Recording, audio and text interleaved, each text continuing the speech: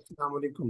ये video lecture उन candidates के लिए रिकॉर्ड किया जा रहा है जो असिस्टेंट रजिस्ट्रार कोऑपरेटिव सोसाइटी के लिए इंग्लिश ऐसे का पेपर उसकी तैयारी कर रहे हैं। असिस्टेंट रजिस्ट्रार कोऑपरेटिव सोसाइटी के लिए हम सपोज कर लेते हैं कि 100 मार्क्स का इंग्लिश ऐसे का पेपर है। अगर 100 मार्क्स का इंग्लिश ऐसे का पेपर हो और टॉपिक कोई भी हो, तो सबसे पहले हमारा काम होता है कि उस टॉपिक के ऊपर आउटलाइन को तैयार करना। क्योंकि आउटलाइन जो है वो हमें एक रोड मैप देती है, एक फ्रेमवर्क देती है। जब हमारे पास रोड मैप या फ्रेमवर्क जो है जब हमारे पास रोड मैप या फ्रेमवर्क जो है वो क्लियर हो जाता है, तो हमें आइडिया होता है कि हमने अब किन खतूत के ऊपर ऐसे जो है लिखना है। अगर हमारे पास आउटलाइन नहीं होती, तो फिर जो भी हम राइटिंग करते हैं वो हमारी जिग जैग राइटिंग होती है, रैंडम राइटिंग होती है। उसमें कभी हम कॉजेज लिख रहे होंगे तो कभी सोल्यूशन लिख रहे होंगे, कभी इंपॉर्टेंस लिख रहे होंगे तो कभी हम कुछ लिख रहे होंगे। लिहाजा जब भी आप इंग्लिश ऐसे लिखें, चाहे असिस्टेंट रजिस्ट्रार कोऑपरेटिव सोसाइटी के लिए हो, चाहे पीएमएस का इंग्लिश ऐसे हो या सीएसएस का इंग्लिश ऐसे, तो सबसे पहले आप उसके ऊपर आउटलाइन लाजमी बनाएं। तो आज का चूंकि वीडियो लेक्चर मेरा असिस्टेंट रजिस्ट्रार कोऑपरेटिव सोसाइटी के हवाले से है, जब भी असिस्टेंट रजिस्ट्रार कोऑपरेटिव सोसाइटी के हवाले से कोई इंग्लिश ऐसे आता है, तो सबसे पहले आप आउटलाइन बनाएंगे। हम एक टॉपिक लेंगे और उसके ऊपर पहले आउटलाइन बनाएंगे, फिर उसके ऊपर हम ऐसे लिखेंगे। So let's have a start. Topic मेरे पास है जो मैं आज लेके आया हूँ, वो है role of cooperative societies in rural economic development. Cooperative society का जो हवाले से जो सीट्स आई थी, उनका चूंकि सेकंड फेज के होने के चांसेस करीब करीब हैं, इंशाल्लाह विद इन 1.5 मंथ।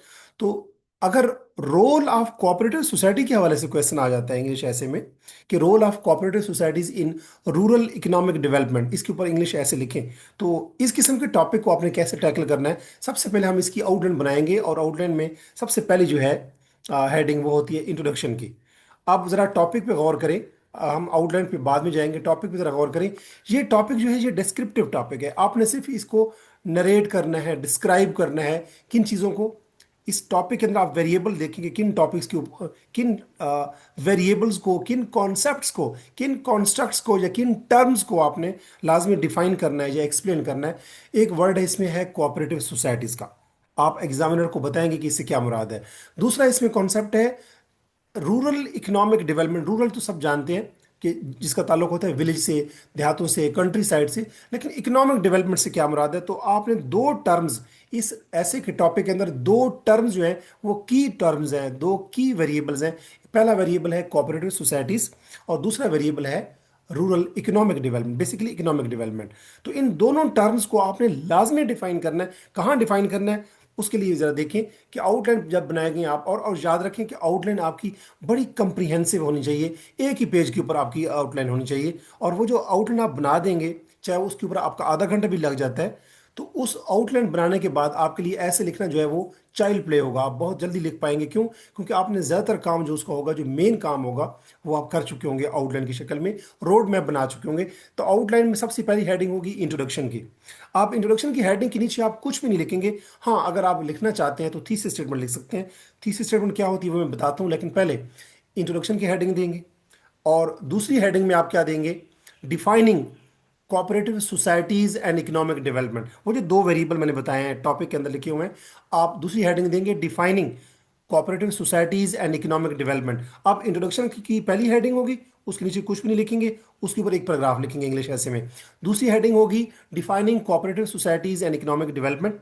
इसको आप बेशक यूं भी कर सकते हैं, एंड रूरल इकोनॉमिक डेवलपमेंट। इसको, इस टॉपिक को आप लिख सकते हैं, दूसरी टर्म को रूरल इकोनॉमिक डेवलपमेंट। तो आप दूसरी हेडिंग होगी आपकी defining cooperative societies and rural economic development. इस हेडिंग के नीचे भी कुछ नहीं लिखना आपने, तो एक पैराग्राफ इसके ऊपर आएगा। तीसरी हेडिंग आपकी बनेगी role of cooperative societies in rural economic development. वो जो मेन बेसिकली आपका थीम है, अगर ऐसे टॉपिक में दोबारा दिखा देता हूँ आपको। मेन आपका टॉपिक था role of cooperative societies in rural economic development. ये तीसरी हेडिंग आपकी, डायरेक्ट आप उसको हिट करेंगे। अब ये जो तीसरी हेडिंग है, ये एक फ्रेज की शक्ल में है, ये पूरा सेंटेंस नहीं होगा। यहाँ पे आप लिखेंगे role of cooperative societies in rural economic development, और इसके बाद क्या लिखेंगे आप, इसको बाद कॉलन देंगे, यानी दो वर्टिकल जो डॉट्स होते हैं, कॉलन क्यों दिया जाता है? क्योंकि इसके नीचे आप सब पॉइंट्स देंगे। अब चूंकि ये तीसरी हेडिंग है, इसके सब पॉइंट्स जो होंगे वो हमेशा सेंटेंसेस की शक्ल में होंगे। अब role of cooperative societies in rural economic development चूंकि आपका मेन थीम है, तो इसके ऊपर 5 पॉइंट से ज्यादा ना दें आप। और 5 पॉइंट्स भी आपके क्या होंगे? सेंटेंसेस की शक्ल में होंगे। मैंने आपको आइडिया देने के लिए पॉइंट्स बनाए हैं कि एक पॉइंट आप बना सकते हैं पॉवर्टी एलिविएशन के ऊपर। पॉवर्टी एलिविएशन ये होता है कि गुर्बत का खात्मा, कि जो कोऑपरेटिव सोसाइटीज़ हैं वो गुर्बत के खात्मे में हेल्पफुल होती हैं। इस पर पूरा सेंटेंस बनाएंगे। दूसरा पॉइंट आप इसमें बनाएंगे कि एग्रीकल्चर डेवलपमेंट में हेल्पफुल होती हैं, क्योंकि ये ज़्यादातर रूरल एरियाज़ में बनाई जाती हैं। रूरल जो कोऑपरेटिव सोसाइटीज़ होती हैं, तो अगर ये देहातों में बनाई जाती हैं तो ये उस इलाके के अंदर जो एग्रीकल्चर का जो सेक्टर है उसको प्रमोट करने में, डेवलप करने में, उसकी ग्रोथ में हेल्पफुल होती हैं। तीसरा पॉइंट आप इसमें दे सकते हैं कि ये क्रेडिट कहते हैं कर्जे को, लोन को, तो access to credit and financial inclusion, कि जो देहात के जो लोग होते हैं उनको क्रेडिट प्रोवाइड करती हैं, लोन प्रोवाइड करती हैं, डेट प्रोवाइड करती हैं, और उनको फाइनेंशियली इंक्लूड करती हैं पूरी सोसाइटी को, जिसमें गरीब लोग भी होते हैं, मिडिल क्लास लोग भी होते हैं। और चौथा पॉइंट इसमें दे सकते हैं कि ये एम्प्लॉयमेंट जनरेशन करती हैं, यानी एम्प्लॉयमेंट अपॉर्चुनिटीज क्रिएट करती हैं, रोजगार की मौके मुहैया करती हैं। और पांचवा पॉइंट दे सकती हैं कि ये सोसाइटी, यानी कि जो रूरल सोसाइटी होती है, जो रूरल कम्युनिटीज होती हैं, उनकी डेवलपमेंट, ग्रोथ और प्रोग्रेस में मुमिद और मुआविन साबित होती हैं, यानी कि इंस्ट्रूमेंटल साबित होती हैं। छठा पॉइंट भी मैंने यहाँ लिखा है कि ये इंपावरमेंट थ्रू पार्टिसिपेशन, ये लोगों को पार्टिसिपेट करवाती हैं और उससे लोगों के अंदर इंपावरमेंट आती है। ये 6 पॉइंट है, इनमें से आप कोई भी 5 पॉइंट उठाएं और उनके ऊपर सेंटेंसेस लिखें। अब अब नेक्स्ट पॉइंट आपका क्या होगा? नेक्स्ट पॉइंट आपका हेडिंग में होगा, आउटलाइन के अंदर। ये जो मैंने पॉइंट्स बता रहा हूँ और उसके नीचे जो चीज़ें बता रहा हूँ, ये सिर्फ आपके लिए हेल्पफुल होंगी जब मैं लेक्चर के में अंदर आपको बताऊंगा। अदरवाइज आपने आउटलाइन के अंदर ये पूरा कलेक्टर इकट्ठा नहीं करना। आउटलाइन में आपकी सब हेडिंग जो है वो सेंटेंसेस की शक्ल में होंगी। चौथी मेन हेडिंग आपकी आउटलाइन के अंदर होगी challenges faced by cooperative societies. अब चूंकि ये फिर कॉल फ्रेज है, तो इसके आगे क्या देंगे आप? कॉलन देंगे। अगर इसके सब पॉइंट बनाएंगे, अगर आप इसके सब पॉइंट नहीं बनाएंगे तो फिर इसको कॉलन देने की जरूरत नहीं है। अच्छा, चौथी हेडिंग ये होगी कि कोऑपरेटिव सोसाइटी को किन मसाइल का सामना है। इसके ऊपर एक ही पैराग्राफ लिखेंगे, उसमें 3-4 प्रॉब्लम आप जिक्र कर सकते हैं, जैसे उनकी गवर्नेंस के मसाइल होते हैं, कैपिटल बात उनके पास इतना पैसा इकट्ठा नहीं होता कि जिससे वो कोऑपरेटिव सोसाइटी के जितने भी फंक्शंस हैं वो पूरा कर सकें।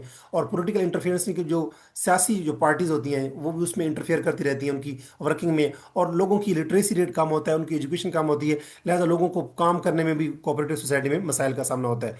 गवर्नेंस वीक होती है, या उनका क्रेडिट स्कोरिंग, या जिसको हम कैपिटल कहते हैं, उनके पास काम होता है। तो एक ही पैराग्राफ में 3-4 जो प्रॉब्लम है वो आप मेंशन कर देंगे, क्योंकि ये हमारा मौजू नहीं है। हमारा मौजू था कि कोऑपरेटिव सोसाइटी का क्या रोल है रूरल सोशल इकोनॉमिक डेवलपमेंट में। लेकिन आप एक पैराग्राफ लाजमी उसके चैलेंजेस पे दें, और नेक्स्ट पैराग्राफ जो पांचवी हेडिंग होगी वो होगी recommendations for better performance of cooperative societies. अब रिकमेंडेशन भी उसने पूछी नहीं है, लेकिन जब भी पीएमएस का इंग्लिश ऐसे हो, सीएसएस का इंग्लिश ऐसे हो, या 100 मार्क्स का असिस्टेंट रजिस्ट्रार कोऑपरेटिव सोसाइटीज का इंग्लिश अगर ऐसे का पेपर होगा, तो उसमें आपने चैलेंजेस का जरूर जिक्र करना है, टॉपिक कोई भी हो। और जब जब चैलेंजेस का जिक्र करेंगे एक पैराग्राफ में, तो उसकी रिकमेंडेशन भी देंगे। तो रिकमेंडेशन में भी आप 3-4 पॉइंट्स एक ही पैराग्राफ में लिखेंगे। उसमें आप कैपेसिटी बिल्डिंग की का तजवीज़ दे सकते हैं, डिजिटलाइजेशन, इनके रिकॉर्ड्स उसके जो ऑनलाइन होने चाहिए ताकि ट्रांसपेरेंसी हो, फेयरनेस हो। इस तरह गवर्नमेंट की सपोर्ट होनी चाहिए कि वो अपने एरिया के अंदर, अपने सूबे के अंदर, अपने मुल्क के अंदर जो है वो कोऑपरेटिव सोसाइटी को पनपने का, नर्चर करने का मौका दे। और इसी तरह ट्रांसपेरेंसी और अकाउंटेबिलिटी का कल्चर उसमें होना चाहिए। ये 3-4 रिकमेंडेशन जो है वो एक ही पैराग्राफ में लिखेंगे, और आखिरी जो हेडिंग होगी वो होगी कंक्लूजन की। अब हम आ जाते हैं कि जब हम स्टार्ट में बात कर रहे थे कि जो पहली आपकी हेडिंग होगी वो होगी इंट्रोडक्शन की।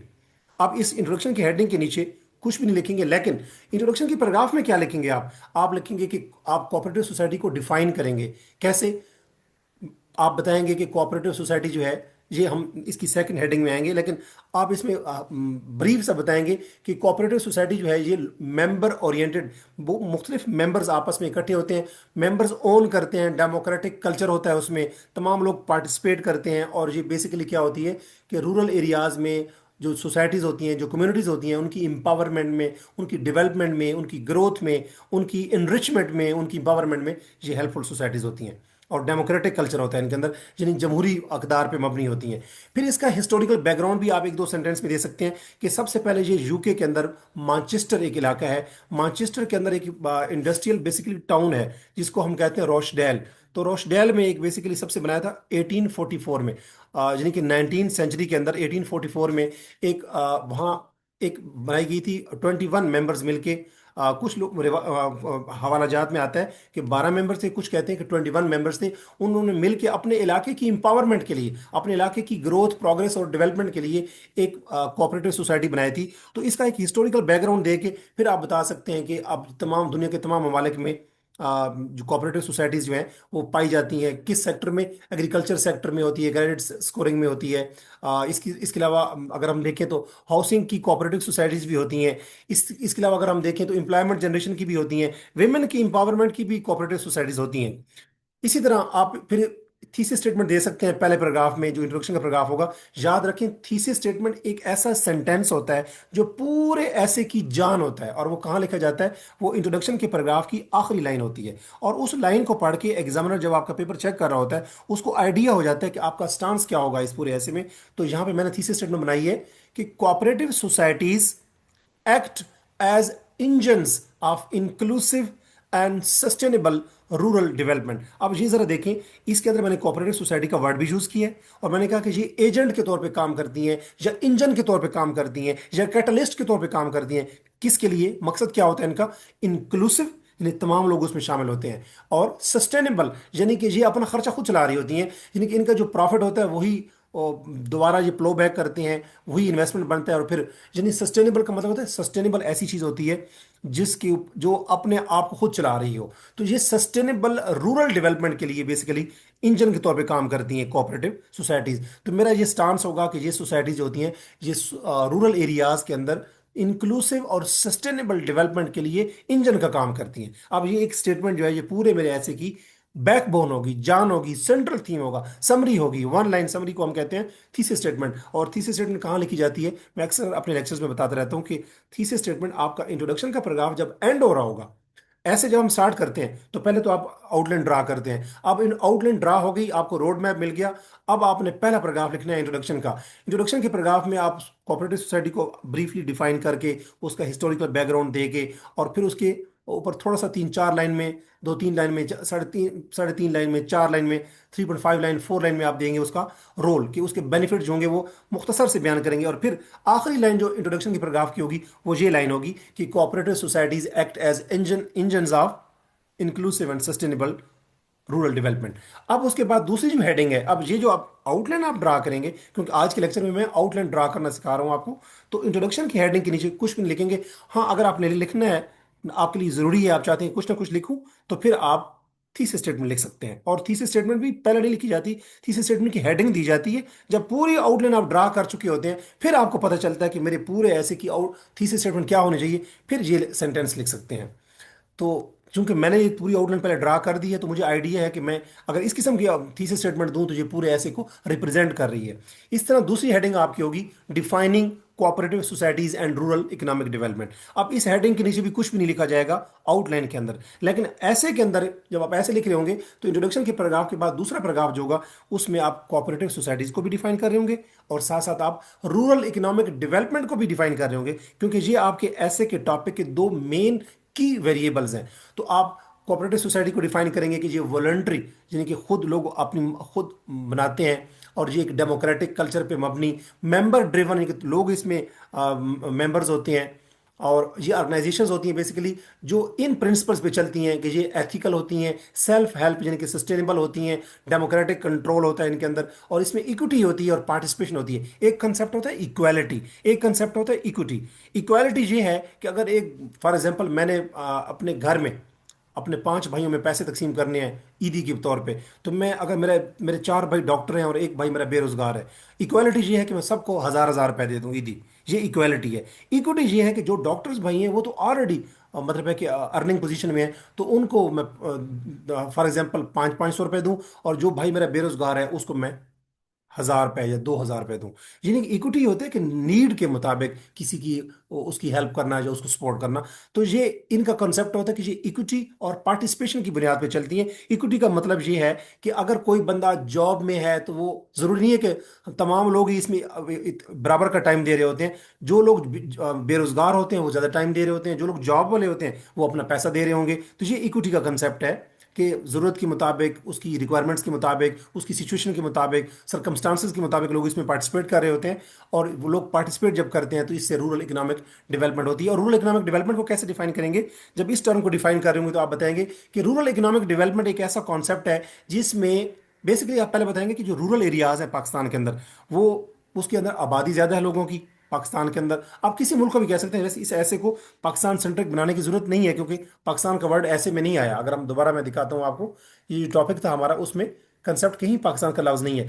लेकिन अगर आप ये कहें कि जो रूरल एरियाज हैं, पाकिस्तान की मिसाल देते हो, आप कह सकते हैं कि पाकिस्तान में ज़्यादातर जो पॉपुलेशन है चूंकि वो रूरल एरियाज में होती है, तो रूरल एरियाज जो होते हैं वो एग्रीकल्चर सेक्टर में कंट्रीब्यूट करते हैं, जीडीपी यानी ग्रॉस डोमेस्टिक प्रोडक्ट में कंट्रीब्यूट करते हैं। लिहाजा अगर रूरल एरियाज में कोऑपरेटिव सोसाइटीज होंगी तो उनका मकसद होगा कि रूरल एरियाज से पॉवर्टी यानी गुर्बत, अनएम्प्लॉयमेंट यानी बेरोजगारी, और वहाँ के जो लैक ऑफ एक्सेस होती है, क्योंकि देहात जो होते हैं वो शहरों से जुड़े हुए नहीं होते। आजकल वैसे जुड़े होते हैं, लेकिन कुछ देहात अब भी पाकिस्तान में ऐसे हैं, रूरल एरियाज जो शहरों से कनेक्टेड नहीं है। वहाँ तक जो देहात के लोग होते हैं, अगर उनका कोई एग्रीकल्चर की वो फसल उठाते हैं तो वो वहाँ पे शहरों तक उनको एक्सेस नहीं होती, रोड्स नहीं होती, मार्केट्स नहीं होती। तो ये एक्सेस प्रोवाइड करती हैं, ये इंप्लॉयमेंट अपॉर्चुनिटीज क्रिएट करती हैं, ये पॉवर्टी का खात्मा करती हैं। इससे क्या होता है, रूरल जो कम्युनिटीज होती हैं उसके अंदर ग्रोथ आती है, डेवलपमेंट आती है, एनरिचमेंट आती है, इंपावरमेंट आती है। तो ये है रूरल इकोनॉमिक डेवलपमेंट का कॉन्सेप्ट। एक पैराग्राफ के अंदर ये दोनों टर्म को डिफाइन करेंगे, कोऑपरेटिव सोसाइटी को भी और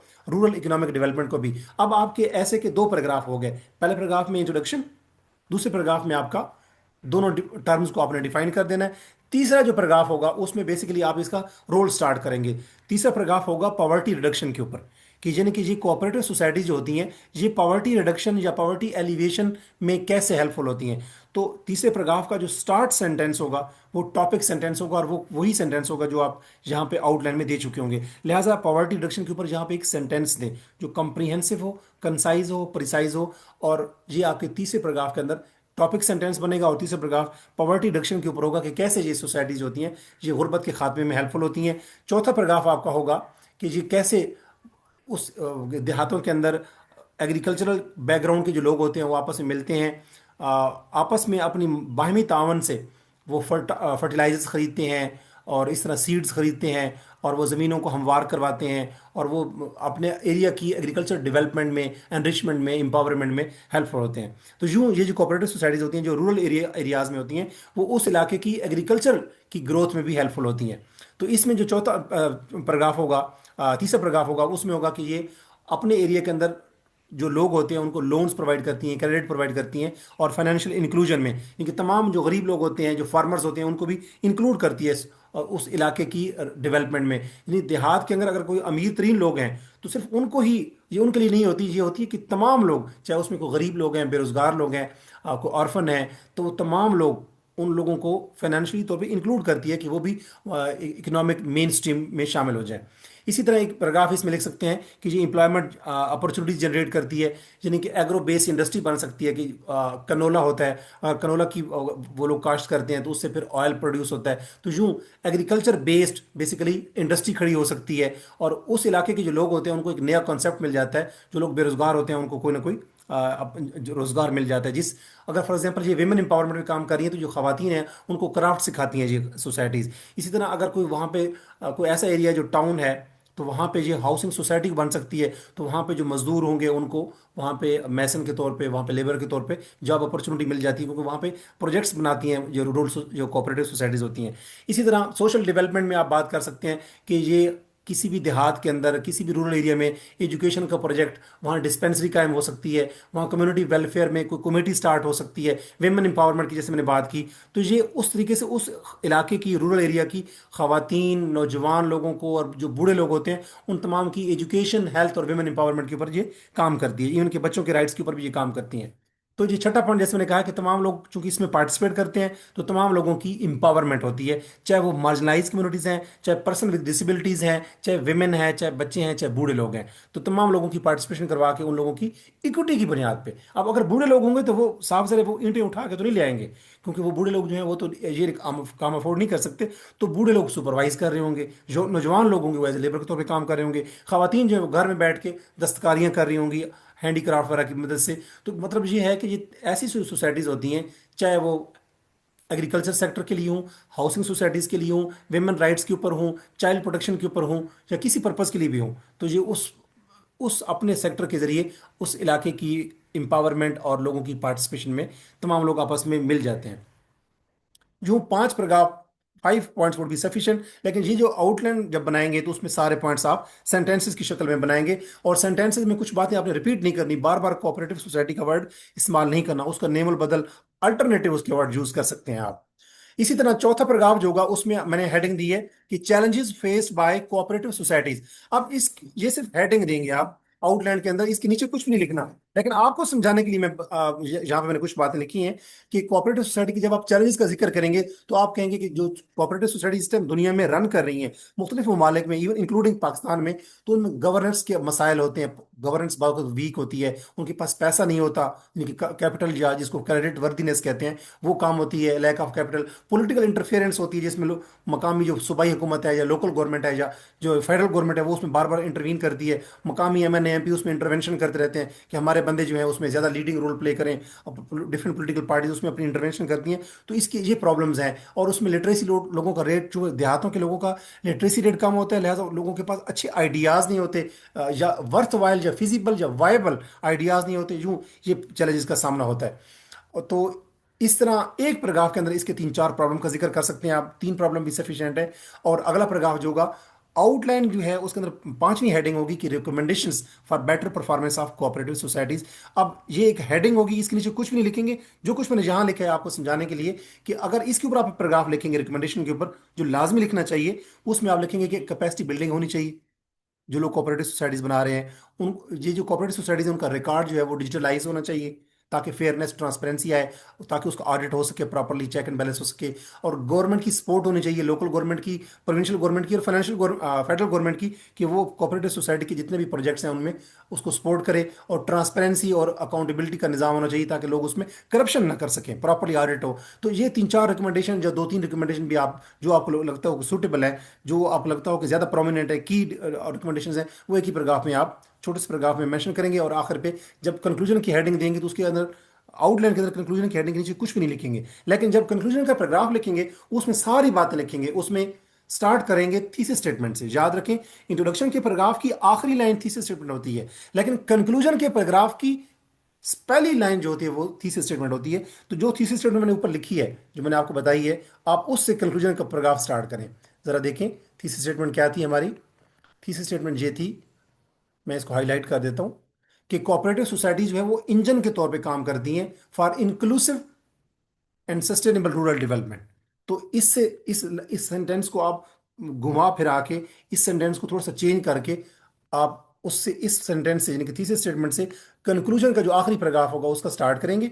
और जब ये स्टार्ट करेंगे तो उसमें आप ये लिख सकते हैं कि कोऑपरेटिव सोसाइटी जो है, जैसे मैंने यहाँ लिखा है कि ये, वैसे आपको समझाने की खातिर मैंने ये यहाँ लिखा है, कंक्लूजन की हेडिंग के नीचे कुछ भी नहीं लिखते हैं, ना इंट्रोडक्शन की हेडिंग के नीचे कुछ लिखते हैं आउटलाइन के अंदर। तो कंक्लूजन में ये बात लिख सकते हैं, कंक्लूजन के पैराग्राफ का आगाज यूं कर सकते हैं कि कोऑपरेटिव सोसाइटी जो है वो बैकबोन है रूरल ट्रांसफॉर्मेशन का, या रूरल सोसाइटीज की ट्रांसफॉर्मेशन का, उनकी प्रोग्रेस का, उनकी बेहतरी का, उनकी एनरिचमेंट का, उनकी इंपावरमेंट का, उनकी वेलफेयर के लिए ये बैकबोन का काम करती हैं। और there is a dire need for reforms to maximise impact of cooperative societies in rural areas, कि हमें रिफॉर्म की जरूरत है। अब वो कौन से रिफॉर्म्स होंगे, वो स्ट्रक्चरल रिफॉर्म्स होंगे, वो फाइनेंशियल रिफॉर्म्स होंगी, वो सोशल रिफॉर्म्स होंगी, वो इकोनॉमिक रिफॉर्म्स होंगी, वो कोई भी रिफॉर्म हो सकती हैं। तो इस तरीके से ये है कि आप इस आखिरी पैराग्राफ के अंदर आपने कोऑपरेटिव सोसाइटीज और रूरल इकोनॉमिक डेवलपमेंट का कॉन्सेप्ट को एक सेंटेंस में बयान करके थीसिस स्टेटमेंट से स्टार्ट करेंगे कंक्लूजन के पैराग्राफ को। एक सेंटेंस में आप कोऑपरेटिव सोसाइटी और रूरल इकोनॉमिक डेवलपमेंट को डिफाइन करेंगे, एक से 1.5 सेंटेंस में। उसके बाद 3 से 4 जो फायदे हैं या जो रोल है कि ना कोऑपरेटिव सोसाइटी का, जो आप बयान कर चुके हैं तीसरे पॉइंट में, मैं दोबारा तीसरे पॉइंट की तरफ आपको ले जाता हूं। तीसरा पॉइंट क्या था हमारा, तीसरे पॉइंट को मैं यहाँ डिफाइन करता हूँ, दिखा देता हूँ आपको दोबारा। तीसरा पॉइंट हमारा था role of cooperative societies in rural economic development, ये आपके ऐसे का सेंट्रल थीम है। तो कोऑपरेटिव सोसाइटी के आपने फायदे बताया कि एग्रीकल्चर डेवलपमेंट में होती है, इस तरह गुर्बत का खात्मा करती है, फिर आपने बात की कि ये क्रेडिट प्रोवाइड करती है, ये लोन अपॉर्चुनिटीज प्रोवाइड करती है, इंप्लॉयमेंट अपॉर्चुनिटीज प्रोवाइड करती है, सोशल डेवलपमेंट में हेल्पफुल होती है। तो ये जो सारे पॉइंट्स हैं इनको आप 2 से 3 सेंटेंसेज में 3 सेंटेंसेस में मैक्सिमम आप एक कंक्लूजन के पैराग्राफ में थीसिस स्टेटमेंट के बाद लिखेंगे। थीसिस स्टेटमेंट का आगाज करेंगे, सॉरी, कंक्लूजन का पैराग्राफ का आगाज करेंगे थीसिस स्टेटमेंट से। थीसिस स्टेटमेंट के बाद कोऑपरेटिव सोसाइटी और रूरल सोशल डेवलपमेंट को आप डिफाइन करेंगे 1 से 1.5 सेंटेंस में। उसके बाद 3-4 फायदे बताएंगे कि इसका क्या रोल होता है कोऑपरेटिव सोसाइटी का रूरल सोशल डेवलपमेंट में। और फिर आप 1 सेंटेंस में इसके 2-3 चैलेंजेस का जिक्र करेंगे।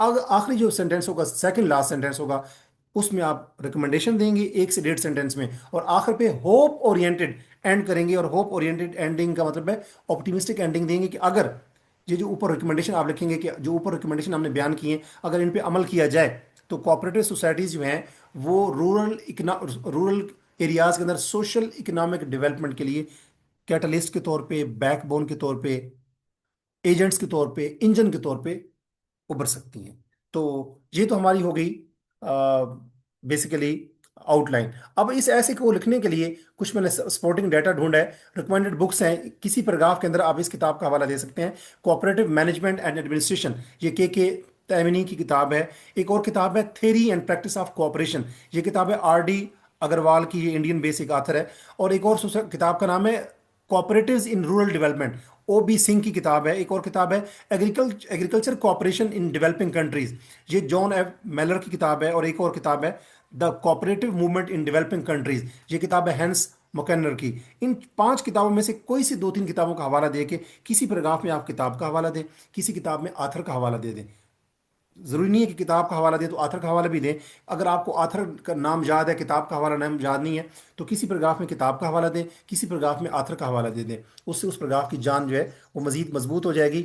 इसी तरह अगर हम देखें, कुछ रिसर्च रिपोर्ट्स में लेके आया हूँ। ये रिसर्च रिपोर्ट्स जो हैं 2005 की, 2025 की, 2024 की और 2022 की हैं।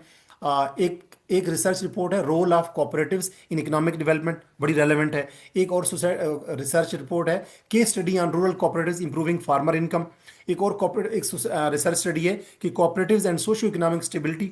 एक और रिसर्च की गई 2025 में, cooperatives as a catalyst for rural development. और एक और स्टडी की गई 2022 में, role in agriculture supply chain. तो ये 4-5 मैंने हवाले दिए हैं रिसर्च रिपोर्ट के डिफरेंट ईयर के साथ। तो आप किसी पैराग्राफ में किसी रिसर्च रिपोर्ट का हवाला दे सकते हैं कि ये फलां रिसर्च के मुताबिक, फॉर एग्जांपल, एक रिसर्च रिपोर्ट कंडक्ट की गई, एक रिसर्च स्टडी कंडक्ट की गई 2022 में इसराइल में। उसमें कहा गया कि जो कोऑपरेटिव सोसाइटीज़ हैं वो एग्रीकल्चर सप्लाई चेन में हेल्पफुल होती हैं। फिर आप दे सकते हैं कि 2025 में एक रिसर्च कंडक्ट की गई, उसमें हवाला दे सकते हैं सेक्साई एट आल की, वो लिखा जाता है जब बहुत से रिसर्चर्स हों। तो 2025 में एक रिसर्च कंडक्ट की और उसमें कहा गया कि रूल जो कोऑपरेटिव सोसाइटीज़ हैं वो फार्मर की इनकम को बढ़ाने में हेल्पफुल होती हैं। किसी पैराग्राफ में इन रिसर्च रिपोर्ट का हवाला भी दे सकते हैं। और एक पैराग्राफ में एक ही हवाला दिया जाता है, या किसी किताब का हवाला, या किसी आथर का हवाला, या किसी रिसर्च रिपोर्ट का हवाला, या किसी कोटेशन को। ये 5 मैंने रिसर्च रिपोर्ट आपके लिए लेके आया हूँ।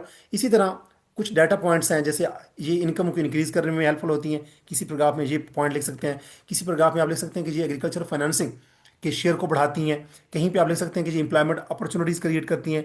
कहीं पे आप लिख सकते हैं कि ये फाइनेंशियल इंक्लूजन को इंश्योर करती हैं। लेकिन ये टर्म्स हैं जो कि आपके पैराग्राफ की जान बनेंगे। कहीं पे आप लिख सकते हैं कि ये सप्लाई चेन की एफिशिएंसी को इंप्रूव करती हैं। तो ये 5 जो डाटा पॉइंट्स हैं, इनका कहीं ना कहीं हवाला दे सकते हैं। और कुछ पावरफुल कोट्स हैं जो कोऑपरेटिव सोसाइटी के हवाले से हैं। एक हेलन केलर का कोट है, जो सेकंड कोट है कि alone we can do so little, together we can do so much. ये कोऑपरेटिव सोसाइटी के ऊपर जो ऐसे होगा उसके लिए हेलन केलर का बेहतरीन कोट है। इसी तरह एक और महात्मा गांधी का एक कोट है कि the cooperative movement is a moral movement. आप इसका हवाला किसी पैराग्राफ में दे सकते हैं। एक और सोसाइटी एक है, आप लोगों ने जब बचपन से हम पढ़ते आ रहे हैं मुख्तलिफ स्टोरीज, तो एक स्टोरी थी इन यूनियन लाइज स्ट्रेंथ, या यूनियन इज स्ट्रेंथ। तो ये एसोप का कोट है। इसी तरह एक और है इंटरनेशनल कोऑपरेटिव अलायंस, एक इदारा है, उसकी उसका एक स्लोगन कह लें या उसका एक मोटो कह लें कि cooperatives build a better world. इसका हवाला दे सकते हैं किसी पैराग्राफ में। तो याद रखें, अगर आपके ऐसे के अंदर 10 पैराग्राफ है, एक पैराग्राफ इंट्रोडक्शन का, एक कंक्लूजन का, ये तो 2 हो गए। तीसरा पैराग्राफ इंट्रोडक्शन के बाद जो है, इंट्रोडक्शन का पैराग्राफ पहला होता है। दूसरे पैराग्राफ के अंदर आप जब डिफाइन कर रहे होंगे कोऑपरेटिव सोसाइटी को और रूरल इकोनॉमिक डेवलपमेंट को, तो अगर किसी पैराग्राफ में आपने कोड दी है तो अगले पैराग्राफ में रिसर्च स्टडी दे दें, अगले पैराग्राफ में रिसर्च किसी ऑथर का हवाला दे दें, और उससे अगले पैराग्राफ में आप किसी किताब का हवाला दें।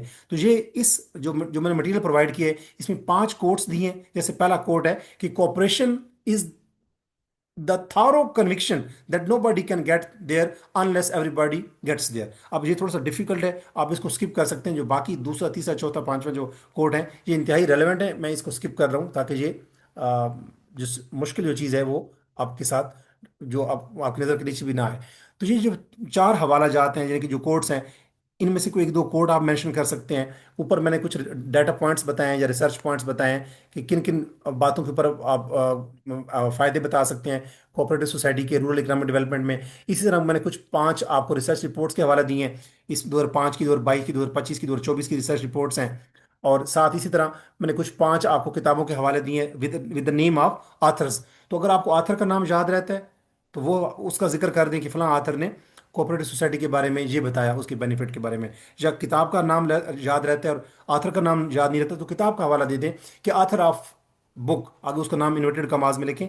तो ये पांच किताबें, पांच कोड्स और पांच डाटा पॉइंट्स, और इसी तरह ये जो आपके पास पांच रिसर्च रिपोर्ट्स हैं, ये आपके ऐसे को लिखने में हेल्पफुल साबित होंगी। मैं उम्मीद करता हूँ कि ये लेक्चर आपके लिए यूजफुल साबित हुआ होगा। अगर इस हवाले से कोई किस किस्म की कोई क्यूरी है, कोई क्वेश्चन है, तो आप इस वीडियो के कमेंट सेक्शन के अंदर अपनी क्यूरी क्वेश्चन लिख सकते हैं। और ये वीडियो आपको कैसी लगी, आप इसके हवाले से फीडबैक जो है वो ज़रूर दीजिएगा इस वीडियो के कमेंट सेक्शन में। और अगर आप मेरे यूट्यूब चैनल के ऊपर न्यू हैं तो असिस्टेंट रजिस्ट्रार कोऑपरेटिव सोसाइटी के हवाले से मैं आने वाले दिनों में और डिफरेंट वीडियोस बनाऊंगा, डिफरेंट ऐसे टॉपिक्स को लेके आके। तो आप अगर आप मेरे चैनल के ऊपर न्यू हैं तो आप मेरे चैनल को ज्वाइन कीजिए ताकि इस किस्म की वीडियोस आप तक बर वक्त पहुंचती रहें। पीएमएस या सीएसएस या असिस्टेंट डायरेक्टर का एग्जाम हो या तहसीलदार का, या असिस्टेंट रजिस्ट्रार कोऑपरेटिव सोसाइटी का एग्जाम हो, या एडी पैसी का, या कोई भी एग्जाम हो, जो कंपेटिटिव एग्जाम्स हैं उनके हवाले से, सब्जेक्ट ऑप्शनल सब्जेक्ट्स हों या कंपल्सरी सब्जेक्ट्स हों, उनके इंपॉर्टेंट क्वेश्चंस कौन से हैं, पीएमएस की इंग्लिश ऐसे की तैयारी कैसे की जानी चाहिए, सीएसएस की इंग्लिश ऐसे की तैयारी कैसे की जानी चाहिए, ऐसे लिखा कैसे जाता है, आउटलाइन कैसे ड्रा की जाती है, पैराग्राफ का स्ट्रक्चर क्या होता है, इंट्रोडक्शन पैराग्राफ में क्या होना चाहिए, कंक्लूजन के पैराग्राफ में क्या लिखा जाता है, पैराग्राफ्स को आपस में जोड़ते कहते हैं कैसे हैं, और एक ऐसे के अंदर कोहेरेंस कैसे मेंटेन की जाती है। ऐसे इसको मैं एवेल्युएट भी करता रहता हूँ इसी यूट्यूब चैनल के थ्रू, इसी चैनल की वसात से, इंग्लिश विद अजमल खान की तवज्जो से। तो अगर आप मेरे चैनल के ऊपर न्यू हैं तो इस चैनल को सब्सक्राइब कीजिए ताकि ये चैनल आपकी तैयारी में मुमिद और मोमिन साबित हो सके। अपना बहुत सारा ख्याल रखिएगा, मिलते हैं नेक्स्ट वीडियो में। अल्लाह के बाद, अल्लाह हाफिज़।